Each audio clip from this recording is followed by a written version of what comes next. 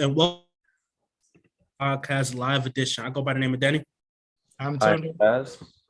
No, run it back. Gangster Go Grills, first. you bastards. We got to restart that. I messed it up. All right, let's go. What's up, guys, and welcome back to another episode of the Spoken Truth Podcast. I go by the name of Danny. I am Chaz. I'm Tunde. And today we will be getting you ready for Game 6 of the NBA Finals, featuring the Boston Celtics and the Golden State Warriors. But before we get to Game 6, we want to recap what happened in Game 5. So after seeing what happened in Game 5, Chaz, what are your thoughts about that game?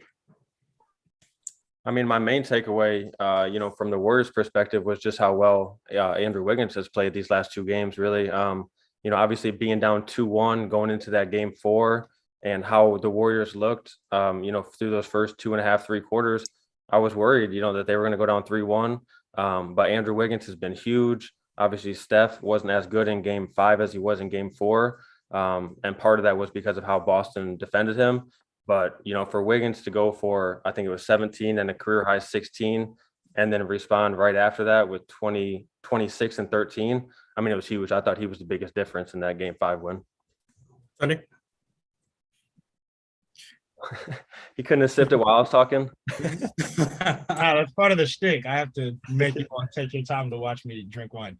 So I was on TikTok the other day, and there was I'm not sure, it was a new rapper. I don't know what his name was. It was a little snippet of his song. It was hard. And he said, in the South, we don't dance, we just call it jigging. If you down, then there's hope for you. Look at Andrew Wiggins. It's literally what he said. And I was like, that's a bar right there. I don't know if I've heard of Andrew Wiggins' bar before. Me neither. No. But if you're down in life, there is hope for you. Look at Andrew Wiggins. Yep. You just have to find a way to get yourself to one of the, at worst, 15 greatest basketball players of all time, but there is hope for you. Andrew Wiggins was huge in the last game. Obviously, that was kind of the story there. I think the story within the story is the way the Celtics decided to guard Steph. We saw in the pick and roll, the bigs were even higher. They were very much at the level of the screen. There was some drop mixed in there. He got blitzed a few times on off-ball screens, where they committed 2 to the ball. Andrew Wiggins got a lot of those points because he was just able to play in space off of what the Celtics were trying to do with Steph. So that was a big part of the game. Looking at Boston, I mean, I think a lot of it's really interesting. They went into that fourth quarter. Jayson Tatum and Jaylen Brown looked absolutely exhausted. And then I saw, I don't know if you guys have seen the stats, but basically in the last few years, nobody has played more minutes than Jayson Tatum. And that, compounds upon itself when you consider he played in the Olympics in the last cycle.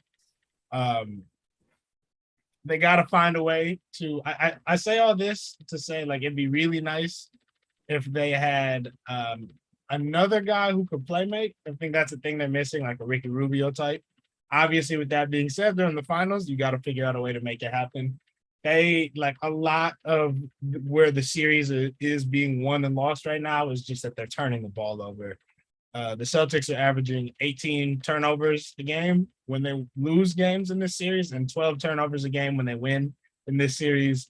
The Warriors, even with the results of the last game, the Warriors are averaging under a point per possession in the half-court setting against the Celtics defense. When they can set up their defense, no matter what they're doing, whether you like the drop coverage or not, or what they might be doing, they're getting stops. But the Warriors are scoring at an astronomical rate in transition, and that's a direct result of the turnovers. They have to limit the turnovers to them. Yeah, I agree with both of you. The thing about it is, if I'm Boston and I'm number 1 in defensive efficiency in the NBA this year, and the Warriors are scoring 100 points, I believe, in every single one of these finals games, but you have yet to crack 100 points on the offensive end for your team. I don't see how that's correlating to their success on the court. I believe the Warriors have scored over 100 points in every single finals game. Yeah. But if So if the Warriors had scored over 100 points in every single finals game and the Celtics hadn't scored over 100 points yet, they wouldn't have won a game, right? no, but what I'm saying is that the defense that Boston is supposed to be so good at, that we saw against Brooklyn, that we saw against Giannis and Kevin Durant, that's not necessarily translating to success with the Warriors. Now I don't know why. I kind of have a feeling why. This is a bigger stage, and go ahead. I was going to say because they keep turning the ball over, and the Warriors will be getting like 20 points a game in just transition. Yeah. So we all know that turnovers is a big factor when you're, for this Boston Celtics team. I'm not denying that turnovers is probably the main reason why they're not up in this series. But also, again, the play of their best players in Game 5 was virtually a no-show. Now, although they put up decent numbers, it really didn't matter at the end of the day when it pertaining to them winning that game. I mean, I liked how they changed up their defensive strategies against Steph. Me and you, Tunde, were talking about what can Boston do different, and you said, they're not going to change up anything. We've seen that was a completely different defensive look Steph Curry seen in Game 5. Steph Curry has never been guarded like that in this series. So what I think is happening is Boston, they're playing two different ways on the defensive end. In the first 4 games, they said, okay, we're going to play the defense that we played against Giannis, that we played against Durant, and we're going to try to face guard you or guard you one-on-one. We're going to do minimum, we're not going to double you a lot. We're not going to trap you a lot. We're going to just try to play you straight up. That didn't work the first 4 games. They resorted to a different defense and a tactic in Game 5, and that didn't work either because it seemed like they were saying, okay, we're going to play all this attention to Steph. Okay, someone else beat us. And Andrew Wiggins beat them. So the thing that I'm not confident about for Boston in this game is you can't really pick your poison anymore. If Andrew Wiggins is going to, he doesn't have to give you 26 or 30. If he gives you 17, he gives you 18, and he gives you another double-double with 10 rebounds, and then Game 6 Clay, we think has arrived, and Steph Curry is not going to shoot the way that he shot in Game 5. I mean, I don't know that we've seen a game in these finals that, okay, this is for the taking for Boston, and they failed to capitalize on it. I mean, I would say that we haven't seen the Warriors, clicking all cylinders like that the entire series. Absolutely not. I don't think we've seen an entire game where the Warriors have played their best. I don't really think the Warriors have offensively clicked on all cylinders at any point in this series. I think Boston, the issue has been Boston on the other end of the court, and that's bled a little bit into the defense with the turnovers, but they're getting stops. They're not scoring on the other end of the court. Like we're seeing games, like Game 2 where they score 88 points, and you're not gonna win. You're not gonna win with that. But that's not, that doesn't mean they're not getting stops. It means they're having other issues. I mean, it's going to be interesting to see what they do tonight. I think we kind of get a mix of what happened in between the first 4 games and what happened in Game 5 with the defensive coverages. I mean, they have played good defense in this series. So I mean, I think we get a mix between the two. I don't think we get another 30-point game from Andrew Wiggins. I think generally speaking, what we see with Andrew Wiggins, if you need kind of 12 points from the guy you need from him, as a guy who's going to get in all the gaps, he'll give you 17. If you need 25 points from the guy who's going to, from him as, the guy that gets in all the gaps, he'll give you 17. Probably 17. I mean, you're saying that as like it's kind of an insult. But the thing that I've recognized in these first 5 games is that Steph only needs one other person to come to the party with him. I mean, if he has one other individual to come to the party, they win. Because although I don't believe that the Golden State Warriors have played a great offensive game this entire series, I think Boston could play better too. And I know they can play better on the offensive end. I don't know if it's the moment. I don't know if the moment is too big for Jayson Tatum and Jaylen Brown, but we've yet to see what we saw versus Milwaukee, versus Miami, versus Brooklyn. I know it's a different opponent. I know you're on the bigger stage, but we've yet to see that type of offense that they need to present in order to win this series. You're not going to beat the Warriors just playing good or great defense. Like, you're not going to beat them continue to play the way you're playing. If you continue to play that way, you're going home tonight. And I mean, you're already home. So you're going to be staying there. And, I just think that the Warriors are playing with house money. I've always thought that Steph was playing with house money this entire playoff run. But right now, they're playing with house money. And if they win, that's going to be something that obviously we talk about in our post game. But I think that's going to look bad on Boston when it comes, not that they're young, and because we know that they probably will be here again, but overall, their overall play, if Jayson Tatum continues to play like this, it's going to look bad, and that's all it really comes down to. Is he has to play better. I'm not saying you have to win, because I picked you to lose, but you have to play better than what you present right now. I cannot just this isn't real quick before we move on. Why does it always have to be that, like we watched in Game 6 against Milwaukee, we watched Jayson Tatum give the Bucks a 46-piece nugget on their way to extending the series into Game 7. I don't think it's that the moment is too big. Why can't it just be like, it's never like, it can never just be like, if somebody doesn't, score at the rate we think they should score at as a primary scorer, it can never just be like, they didn't play well. There's always got to be like, they don't got that dog in them. They didn't want it bad enough. No, he hasn't played great in 5 consecutive games. Maybe they just missed some shots. Goddamn. But I'm saying he hasn't played great in 5 consecutive games. This is on the biggest stage. You haven't played great. And you can't point to me a game that he's played great, even game 1 when he had 13 assists. He played great. He played good.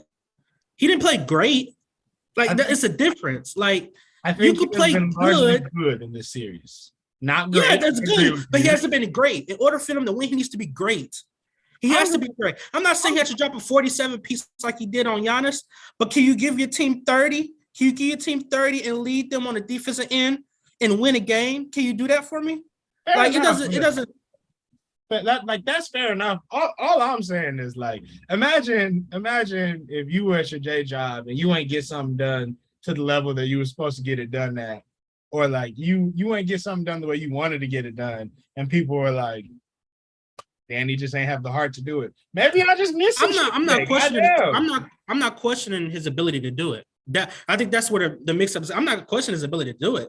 I think Jayson Tatum could drop 30, 40 in his sleep. I'm not questioning that.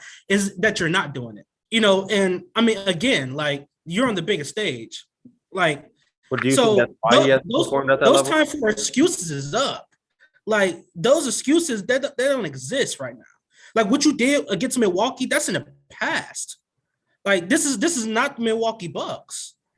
This is not the Milwaukee Bucks. This is not the Eastern Conference Finals or the Eastern Conference semis. This is the NBA Finals. Show up. Well, do you think the reason he hasn't been at that level is because it is the finals? Because that's what Tunde seems to think. It's not. I think it has something to do with the pressure. And I'm not knocking him if he's not living up to the. I'm not saying he has to live up to the pressure.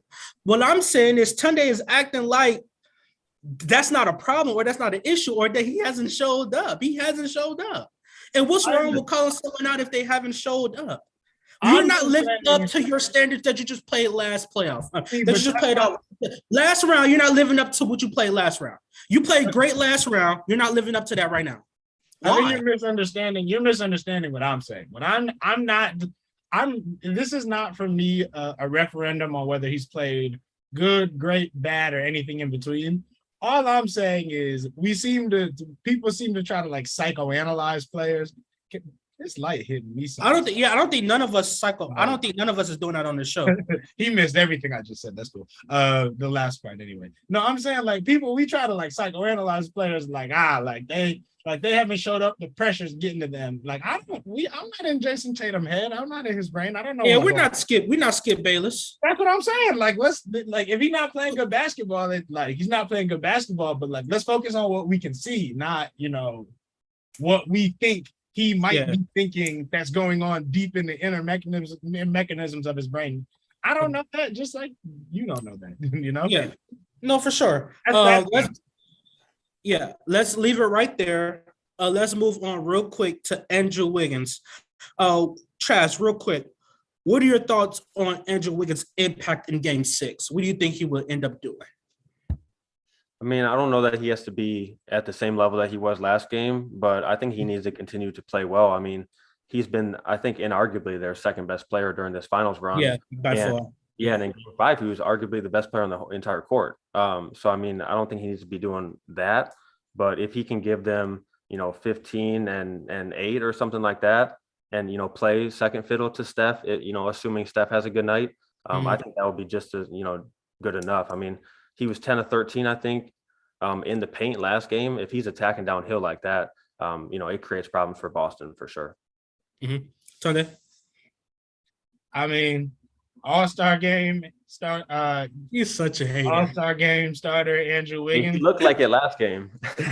He sure did. Like I said earlier, in the South, we don't dance. We just call it jigging. If you down, then there's hope for you. Look at Andrew Wiggins. He was going crazy. I mean, it's not much else to say. Finishing over Al Horford at the rim when he was getting, one-on-ones in space, hitting tough fadeaways, elbow extended. It's, catch and shoot threes, rebounding the ball, some putbacks, using the athleticism to and the 6'8" frame and the long arms and the giant hands and, getting on the glass, both offense and defense, got some garbage points. Like any and every gap they needed him to fill in, he did, and he did it at a high level. Yeah, it's funny because, you hear everybody saying, like, a lot of people are like, oh man, Andrew Wiggins is really taking a leap since he hit the Warriors. And I don't honestly think he's taken a leap. I just think he's in his role. He's just playing a different role now. And so he, in playing a different role, he looks like a different player. But I mean, this was a guy who averaged 20 points a game and, 3 times before he got to the Golden State Warriors. This wasn't, this clearly wasn't somebody without, basketball ability. I think sometimes we get it twisted, like Andrew Wiggins wasn't a bust before he moved to San Francisco to play with the Warriors, but no, I mean, he's a former number 1 pick playing in the, the 3rd or 4th option. He should be excelling. Sure. But that's the problem that I think a lot of NBA pundits, quote unquote, or experts or people that try to cover and study the game, I think that's the problem that they have, is that they don't understand that every number 1 pick is not meant to be the guy. Like, that's not the case. Like, you could be the number 1, you're the best player in college. You could come out and you can, have your own franchise. If that's not in you, it's not in you.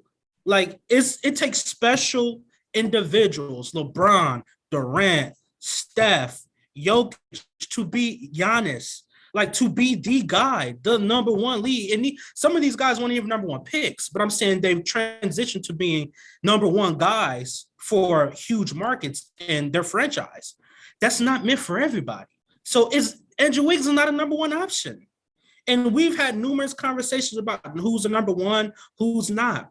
He's not a number 1 option. He's never been. He played the number 1 role on a team, but he wasn't a number 1 option. It's a difference. And I think all of us know that. Like, I think all of us know the difference, but there's a lot of people that don't know the difference between, okay, you're the number 1 out of college. That doesn't mean that you're going to be the guy on a team. It doesn't even have to be a championship team, but you're not going to be the guy on a team. Anybody could be the guy. Doesn't mean you're good enough or you fit that role perfectly. He's right where he belongs. He's a 3rd or 4th option scorer. He get defensive boards. He get rebounds. He plays perimeter defense like top 5, top 10 in the league. So he plays his role perfect. I don't think he's taking a leap. I think he's in a role that suits him. Yeah. Yeah, I mean, I can't disagree with any of that. In fairness, Danny, you don't think anybody is the number one option that's not? Yes, I do. LeBron. Steph is the number one option. LeBron's the number one option. Giannis is the number one option. Kevin Durant's the number one option. There's more than 4. It's a big league. There's more than 4. Luka's, and I will give Luka the benefit of the doubt. Luka's the number one option. What benefit of the doubt? I don't like 30 points a game. I don't Jokic is hard for me. Like, what's hard about it? Jokic is hard for me. Like Jokic, Dame, James Harden. Like, I forgot Joel Embiid. I forgot Joel Embiid's number one. But that island you're on has to be really lonely. The island that I'm on is exclusive. All right, this is an exclusive island. Only certain superstars can get on the island. All right, there's only certain superstar. Prime example. There's only certain superstars that can do what Steph Curry, quote unquote, is about to do. Sure. There's only certain guys that can do that. Absolutely, that's what I'm talking about. He's a number one guy in one of the number one markets. He's one of the faces of the league. I'm not saying you have to be a face of the league, but I'm saying, like, he's clearly a number one. He's by far the best player on the court every game. But yesterday. But sorry to cut you off there. You understand that, like, we keep saying, like, Steph is a top 10 player. I think right now you have him at number 11. So, like, you understand that by those standards, then you're saying, like, if Steph is the standard for what a superstar and a number one is, then there's only been like 10 of those in NBA history. I just don't think there's there's a lot of number ones that y'all think. Like, I think there are I think there are categories to superstar. Like, I don't think there's like a list of 10, like the all-star, like that. To me, that's not true. Like, there's not 30 all-stars. There's not. Like, to me, there's not. Like, there's only a handful of mega stars. There's 4 megastars. 4. We can name the 4. And that's a separate category. Then there's superstars. And then there's stars. Jimmy Butler's a star. Jimmy Butler's not a superstar. He's a star. I agree with you. I agree with that. He can't be the number one to lead his team to a title. He can get there, but clearly he needs someone to get them over the hump that's not him. Personally, I agree with you that Jimmy Butler isn't a superstar, but Jimmy Butler also makes that very difficult because every year in the playoffs, he seems to turn into, it seems to be, an almost Jimmy that he turns into a different basketball player at playoff time. Yeah. You can't do nothing but respect it. But, I personally agree with you there. I think he's, I think he might be arguably the best player in the league that isn't a superstar. I'm just saying, I think that there are more than 4 guys who are number one offensive. That's not what I said. I think there are more than 4 superstars across. That's not what I said. That's not what I said. I think there's not. No, there's not more than 4 megastars. Name the 4 megastars. Name them. So LeBron. Yes, LeBron James, Steph Curry, Giannis, KD, Kevin Durant. Nobody's in those guys' category. But I don't understand how you wouldn't consider somebody like Joel Embiid or Nikola Jokic. Joel Embiid is not them. He's not them. Or Luka, a megastar. I don't. He's not them, y'all. Luka Doncic is not those 4 guys. I agree that they're all better than him. I'm not arguing that with you. He's not. Let me put it like this. The next group the Lukas, the Joel Embiid, before we move on here, those guys are not in that category. No one's in the Steph, the LeBron, the Kevin Durant, the Giannis category. Those guys are in a completely different category. Like, who? I said yet. Nobody's in there. I don't know why it's so hard for you to understand, Tunde. Nobody's on their level. I mean, I agree with that. I agree with that. If you are separating megastars from superstars, I mean, I think most people group them all together. No one said no. What I'm saying is we can group them together, but clearly it's 4 guys in the league that's better than everybody else. I agree. There's 4 like those. There is 4 guys that have the major media outlets, the major endorsement deals, the major going overseas. You know who these guys are. It's a difference. Like it's not the same. Like it's not the same. Like Luka has that kind of cachet because Luka is starting to become global. Like these guys are starting to become global, but to sit here to say that Joel Embiid is in the same category as those four is just blasphemy. But in terms of star, he's not. But in terms of player, he is. Like he's just a player. Yeah, I'm not disagreeing with that. Yeah, but I'm not disagreeing with these guys. Like if we're talking about basketball, why are we talking about like what people do in endorsements? It's not related. Like if we're that's what a star is, though, right? Man, like, that matters. That matters. What are you talking about? That matters. We're talking about star. I think it matters. John Morant was the like as far as jersey sales, whose clips get watched the most on social media. John Morant was probably number one in the league this year. So, actually, it was Steph. They just put out a study. It was Steph Curry. It was Steph? It was Steph Curry. I was second, yeah. Okay. What I'm saying is, cool. I get it. Like, does that alone make John Morant a superstar? No, but what I'm saying is, at some point, Jeremy Lin was one of the most watched players. But Jeremy Lin was never a superstar. He was never a superstar. No one ever said he was.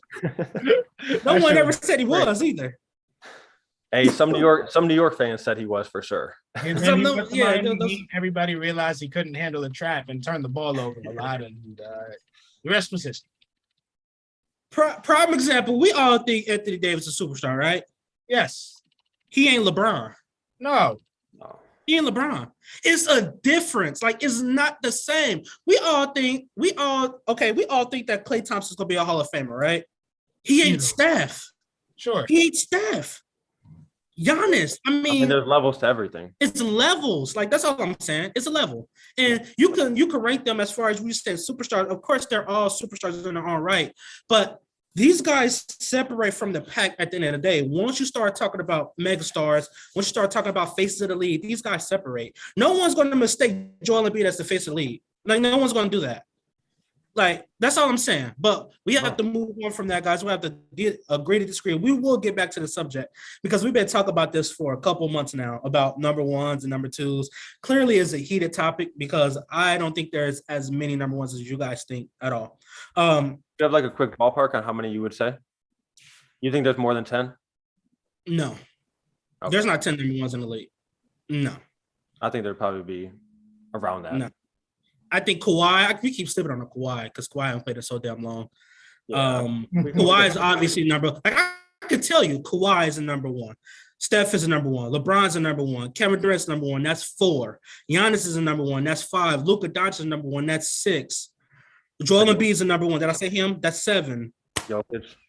Jokic is number one. That's 8. I can't give you 2 more. Who? I said all right because I thought you were going to say something about Nikola Jokic. I mean, Damian Lillard. I don't know. Like, it's yet to be seen. Like, those young guys, Damian Lillard's not number one. He's a number one in the team, but he's not a number one. Like, let me say it. Let me just put it like this. Those 8 guys we just named, if they were on Portland, they would be by far the best player on the team. Yeah, sure. Okay. So Damian Lillard. That doesn't mean that Dame couldn't be a number one somewhere else, right? No, but what I'm saying is he cannot lead his team to a championship. He's a good player. He's a great player. He cannot be the number one guy on a championship level. This is how I define number one, guys. He cannot be a number one guy on a championship level or championship team. That means Damian Lillard cannot be the best player in your team win a title. That's what I mean by number one. I think he could be, but I don't think so.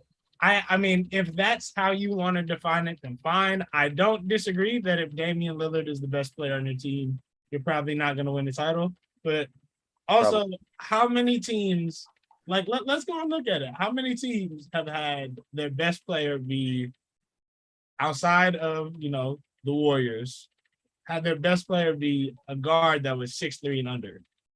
And they won the championship. I mean, but we're talking about something. We're talking about something different now. Like we're getting into the size and everything. We would have to save this topic for another day because we got to move on. But we will have to definitely get back to this. But now we're going into something else. Like now we're taking in the size of the player and all that. We're taking in stuff because obviously Steph's 6'2". He's a small guard. But now you're taking in like who can do that, or like other than the Warriors, what 6'2" or 6'3" guard can be the number one? Now we're taking in other stuff now, in my opinion. Put it this way. I will say this, and then let's move on.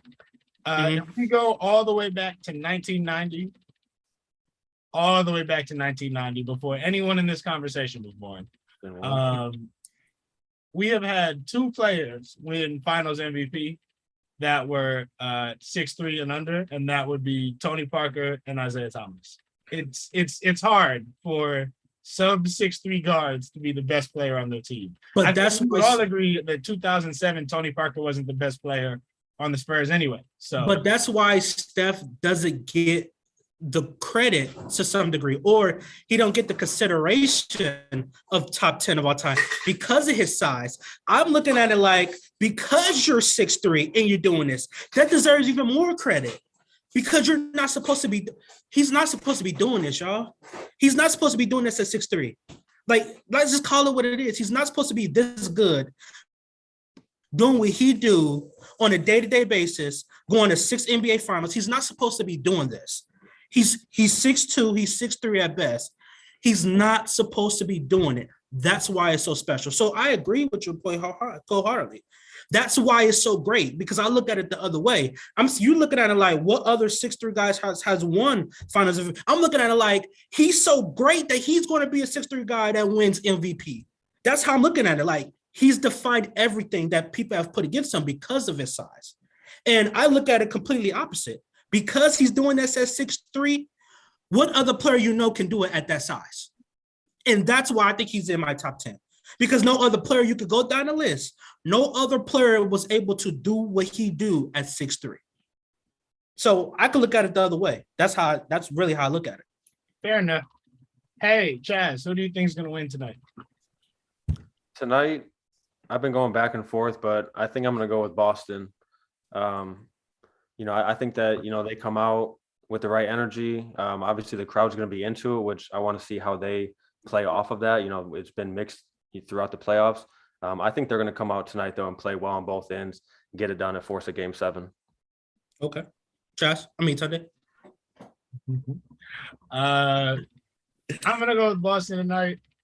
I'll echo a lot of what Chaz says. I think that the Boston Celtics are going to play a much cleaner basketball game tonight. I think they're going to play with an unbelievable amount of effort. I think we're going to see everyone leave it all out on the floor.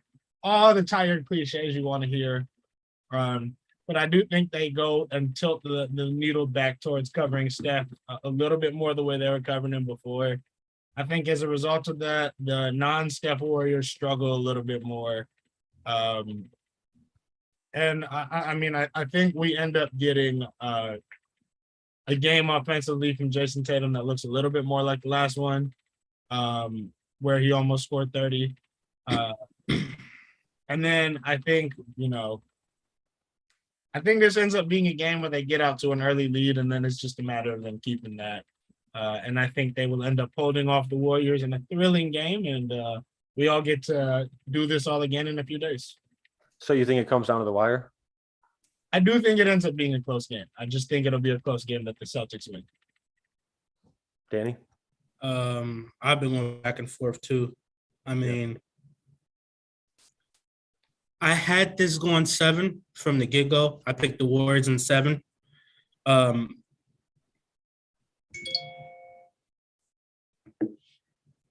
It's tough. Like, it really is tough. I think it's going to be a great game. I expect it to be close. And if you're listening, guys, we will be back for the fourth quarter and the post show of the Spoken Truth podcast to recap everything that you've seen in Game 6.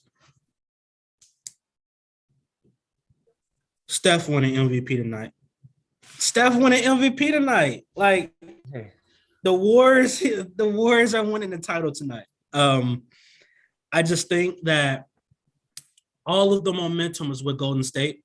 They have other players that's starting to play better. I mean, they have Jordan Poole that's starting to come alive a little bit. They got Andrew Wiggins doing things that I'm not gonna say he's never done, but he's never done on this stage because he's never been on this stage. So that makes it even more impactful if the things that he's doing. Are we going to see a Game 6 Clay sighting? I mean, all of these things are in favor of Golden State. And then you have your best player, the best player by far on the court, went 0 for 9 from 3, had, to his standards, a terrible game. And you think he's not going to respond to that? In Boston, I remind you, the last time they were in Boston, he dropped 43 and 10. Mm-hmm. To me, his best NBA Finals game he's ever had. And he doesn't have to do that in order for them to win tonight. He just has to be him. And I think everything is in their favor. I think Boston is playing with the pressure. We're going to see if those pressure make diamonds tonight. We're going to see if Jayson Tatum and Jaylen Brown can live up to the challenge, because they will need to show up in order to win this game. Because if they don't, the Warriors are going to win, and they're going to win by a lot, in my opinion, if these guys don't show up. I think it's to a point where Boston has to blow Golden State out. Because if it's close, I think that favors the Warriors. So if you're saying this game is going to end Sunday how you think it is, backsides will get tight, palms will get sweaty. These guys have never been here before. And I don't see how you overcome that with all the pressure in your home arena where you haven't played particularly well this entire playoffs. I don't see it happening. Golden State wins tonight. Steph Curry wins his first Finals MVP, 4 chips. And now we're having a different discussion about legacies in history. I mean, if you think the arms, you said that you thought that, the palms would be sweaty, but I find it curious, very interesting that at no point did you mention arms getting heavy or mom spaghetti. Chas, last word, man. I was just going to say, I agree with you. I think that was really important for the other guys to step up when Steph did have a, off shooting night. That should give them momentum coming into this game. I also agree with you that Jaylen Brown and Jayson Tatum need to be a lot better. Tatum is like 4 of 18 in the fourth quarter for the whole series. Jaylen Brown was like 5 of 18 last game, 5 turnovers. I mean, they've both been up and down throughout the series. They both need to put together a complete game, I think, tonight. But, like I said, I picked Warriors in 6 before the series. So obviously, I feel like they have a good shot to win tonight. But I'm going to take Boston. They're 3-0 when facing elimination. And, the Warriors are 0-3 during the playoffs on the road when they're trying to. I want to ask you guys both something real quick. Okay. What game do you believe – start with you, Chas, real quick. What game do you believe Boston played their best? Was it game 1? I would say game 3. Game 3, Tunde, what do you think? They kind of had a lull in that third quarter, but I think that was probably their most complete. I would agree, game 3. Game 3? Yeah. So if they duplicate game 3, they win tonight? Yeah, absolutely. I think so, yeah. I think the Warriors only scored like 100 points that game, maybe. What game do you perceive the Warriors played their best game? I think they played their best. That's a great question. Right? Yeah. They haven't played their best game. It was, yeah. I mean, you're saying when did they play their best in this series? This series, absolutely. Probably game 2. I don't think Boston played the best game either. So yeah, I think it would have been game 5 if Steph had a normal game, but it would probably be game 2 then. So if Boston plays game 3, like they play game 6, like they played game 3, and Golden State plays game 6 like they played game 2, who wins? I'll take Boston in that scenario. Boston? I'll take Boston tonight, yeah. We shall see. I have Golden State winning the chip tonight. You two got it going 7. You two got it going 7, and we are literally a minute away from game 6 of the NBA Finals. You can tune in to the Spoken Truth podcast as we will live stream the 4th quarter tonight, and we will be right back in front of you guys for the post show to wrap up game 6. If you like what we do, please consider subscribing to our podcast. All you got to do is type in Spoken Truth podcast on YouTube and on Spotify. If you like what I do, please consider subscribing to my Twitter at Danny Murphy Jr. 1. Find me on Twitter at Chaz_post23. And if you want to see this sun-kissed face just a little bit more, find me on Twitter at King Tunde 25. Let's go, Steph.